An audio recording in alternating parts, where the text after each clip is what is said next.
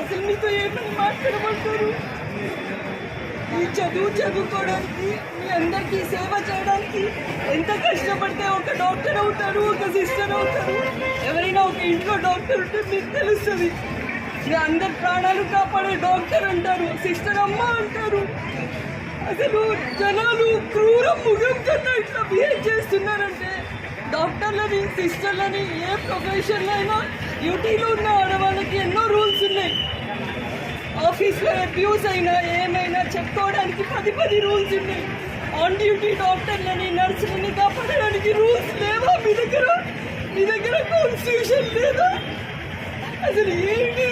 క్రూర మృగాల కన్నా హీనంగా తయారవుతుంది ఈ సిస్టమ్.